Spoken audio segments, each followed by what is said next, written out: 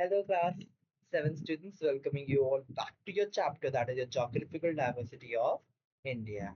This is your chapter number one. We have did episode number one in which we did the introductory part of this whole chapter and we did quite a couple of questions in it. And then in episode number two, we just talked about all the Himalayas, how they form, and later part of it like the cool desert and Ladakh, right? In the next episode, episode number three, we talked about the Gangetic Plains or the Northern Plains as we call them. And now, in this particular episode, we will be going forward with our Great Indian Desert or Thar Desert. So, this will be our episode number four. I'll just write it for you all. Episode number four, the Great Indian Desert or Thar Desert. So when we move westwards another map, we will notice a yellowish area. So this yellowish area is actually the Thar Desert. So the yellow represents your desert area, right? So what we see a vast stretch of golden dunes, right? We see a vast stretch of golden dunes, rugged terrains, and wide, right, open sky. Right, the open sky it is. There is, as your eyes could see far away till there is only and only sand dunes over there. And we can see in this image there is a traveler among these sand dunes on the Thar Desert.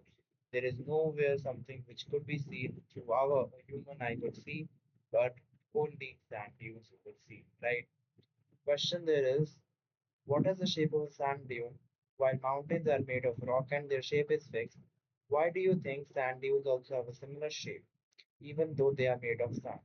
तो इसमें हमसे क्या पूछा कि mountains kind of shape होती है, rock fix होता है, बट इसकी शेप ऐसी क्यों है? So sand dunes जो हैं, they are formed by the action of wind and desert. Which wind carry loose sand from one place to another and deposit it in heaps. Over time, these heaps take the shape of hills or small called sand dunes. So बच्चा जैसे mountains का तो fixed range है, but for your sand dunes जो shape होती है, this is formed by your air wind. तो wind जब हवा से सैंड को इधर से उधर लेकर जाती है because it is loose so it takes from one place to another और जो हीप्स है उसको अलग जगह पे डिपॉजिट कर देती है एंड ओवर टाइम जो हीप है वो धीरे धीरे जो शेप लेती है किसकी पानी को हिल की या एक स्मॉल माउंटेन की राइट तो जो हिल और स्मॉल माउंटेन की शेप लेती है हम इसको कहते हैं sand dunes although dunes are made of sand and can change shape due to wind movement they still appear similar they still appear similar to mountains because both have raised surface slopes and the shape of sand dune depend on wind direction and speed. तो जैसे कि हमने सीखा कि wind से shape उसकी determine होती है बट एज क्योंकि जो शेप होती है वो अपीयर होती है माउंटेन के जैसे सिमिलर होती है क्यों क्योंकि जैसे माउंटेन का थोड़ा सरफेस रेज अप होता है उसके स्लोप होते हैं ऊंचा होता है वैसे ही ये होती है but this is purely dependent on the wind direction and speed उसी के हिसाब से अच्छा आपकी सैंड ड्यून की शेप फॉर्मेशन होती है so there is no sorry no other factor जो कि इसके शेप को डिटरमाइन या करता है just and just the wind next आपको यहाँ पे दिख रहा है जैसलमेर जैसलमेर के अंदर आपको दिख रही है the golden city which is in middle of the Thar desert या राइट जैसलमेर आपका राजस्थान के अंदर है जैसलमेर फोर्ट जो है यहाँ पे आपका जैसलमेर फोर्ट ये आपका world heritage site UNESCO world heritage site भी है ओके आगे हम पढ़ते हैं जो सैंड ड्यून्स जो है sand dunes are formed when the wind shifts and shapes the sand into hill-like formation, sometimes these high as 150 meters.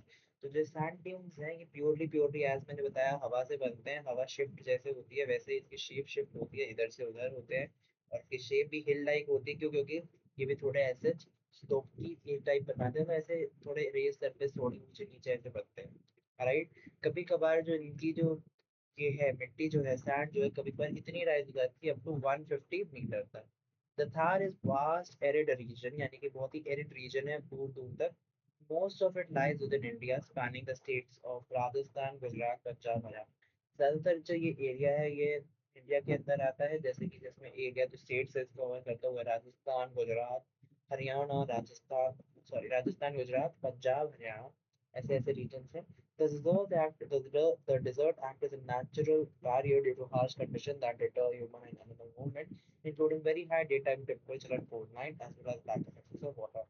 तो एक काइंड ऑफ आपका नेचुरल बैरियर भी बन जाता है क्योंकि इसकी बहुत ही एकदम डूडा है कंडीशंस होती हैं हार्श कंडीशंस होती हैं क्यों क्योंकि ये आपका ह्यूमन एनिमल मूवमेंट को तो बिल्कुल नहीं होने देता है इस कंडीशन में करके ऐसा क्यों होता है क्योंकि इसमें जो दिन के समय डे टाइम में बहुत ही ज्यादा हाई टेम्परेचर होता है।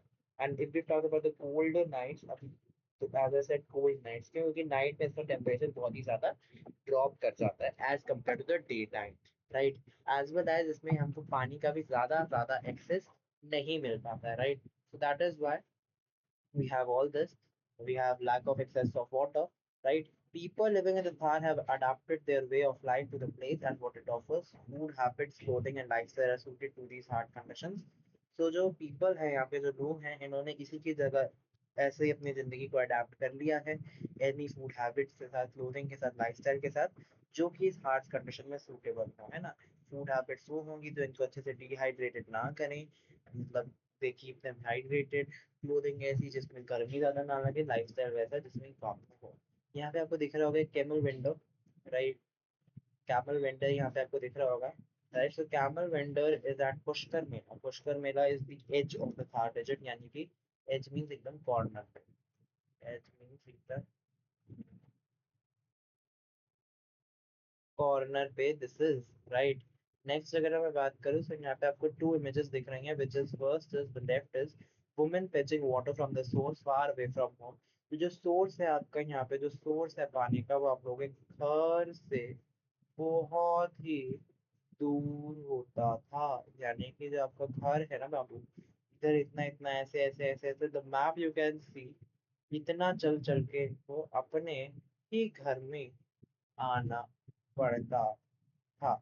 सो विच वॉज द यूज, ये आपका एच आपका घर है, सोर्स आपका, I am just giving a hypothetical situation, but जो पानी है ना बेटा, इनके लिए बहुत दूर दराज एरिया से लेके आते हैं, ठीक है।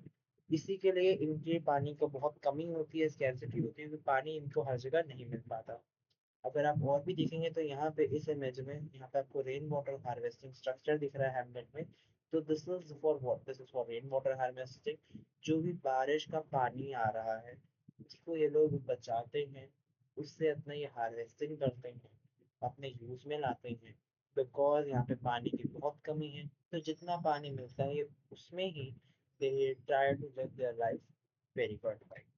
नेक्स्ट इज वाटर के बारे में पढ़ते हैं, तो water is scarce in the desert, यानी कि वाटर की बहुत ज्यादा किल्लत है, बहुत ज्यादा कमी है इस डेजर्ट में। और जो वुमेन है, औरतें हैं, बहुत ज्यादा दूर दूर तक जाना पड़ता है उन्हें। They often need to travel long distances हर दिन, ताकि वो पानी अपनी फैमिली के लिए लेके आ सके, राइट। जो ट्रेडिशनल मेथड है यहाँ का, अब पानी से तो वैसे बर्तन पानी से धोते हैं, राइट, जिससे कि बर्तन ढंग से धुल पाए, बट यहाँ के पानी में इतनी कमी है कि बर्तन के लिए धोने के लिए भी पानी नहीं है। So they do what is the traditional they the traditional method for cleaning utensil is to scour them with sand until they are clean।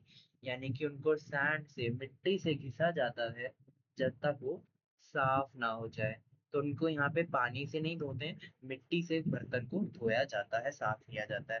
थोड़ा बहुत पानी चाहिए, थोड़ा बहुत पानी कई लोग इस्तेमाल नहीं करते, मतलब करते ही ये नहीं कि पानी का इस्तेमाल ही नहीं करते धोने में। जैसे साफ हो गया काम, बर्तन साफ हो गया, तो थोड़े बहुत पानी से उसको साफ कर लेते हैं, है ना। जैसे जो दाग दूग लग जाते हैं खाने के उसके, जो भी बर्तन में स्टील के लेड से, कांच के लेड से, तो उसमें मिट्टी भी, यहाँ पर तो लोग स्टील के ही यूज करते होंगे जैसे भी, तो मिट्टी जो सैंड होती है उसको रगड़ते हैं जब तक वो निशान ना चले जाए। जब निशान चले जाए तो उसको थोड़ा बहुत पानी से लोग धो लेते हैं। अब वही पानी को जो जैसे रिंसिंग करते हैं, जैसे पानी को धो रहे हैं, उससे बर्तन को धो रहे हैं, ये फिर उसको बचा कर रखते हैं, या उसको फिर पौधों में डाल देते हैं। क्यों? क्योंकि इन पर वाटर वेस्टेज बिल्कुल मिनिमल होती है। क्यों? क्योंकि वाटर की बहुत स्कैर्सिटी होती है, and what ever the water they have, they use it with fullest. So next time you leave the tap running, remember the people of Thar Desert, right? तो आगे से जब कभी आप नल का खुला छोड़ो तो याद रखना, थार डेजर्ट में भी कुछ लोग हैं जिनको पानी की इतनी किल्लत है, right. Rajasthan is also famous for Angénieux water conservation method including टंका और कुंड। यानी कि जो राजस्थान में है, यहाँ पे वाटर कंजर्वेशन, यानी कि वाटर को कंजर्व रखना, वाटर को बचा के रखने के बहुत अलग अलग तरीके, अलग अलग मेथड्स हैं। जैसे कि जिसमें टंका या कुंड्स आते हैं, और यहाँ पे बहुत सारा स्पेशल वाटर कलेक्शन सिस्टम्स भी हैं जो कि रेन वाटर को भी स्टोर रखते हैं, यानी कि उसको भी कलेक्ट करते हैं ये लोग। एंड प्लस प्लस प्लस ये लोग के साथ साथ it is also use for drinking purposes as well. तो पानी बच्चा बहुत ही ज्यादा जरूरी है, एंड हमें यहाँ पे पढ़ के तो थार डेजर्ट हमने पढ़ के देखा कि यहाँ पे हमने दो तीन चीजें देखी कि भैया सैंड ड्यून्स कैसे फॉर्मेशन हो रहे हैं, कहाँ कहाँ रीजन में हमें पाए जाते हैं, इनका एनिमल ह्यूमन मूवमेंट्स, क्लाइमेट वगैरह कैसे, और उसकी वजह से हैबिट्स क्या हैं। एंड हमने ये भी देखा कि यहाँ पे कैसे कैसे ये लोग काम कर पाते हैं, कैसे पानी का बहुत ज़्यादा यूज टू द फुलेस्ट करते हैं। अगले एपिसोड में हम अरावली हिल्स एंड आगे वाले ये टॉपिक्स के बारे में पढ़ेंगे। For this episode, episode number 4, we completed our great Indian desert और थार डेजर्ट। तो बच्चे आज के लिए इतना ही।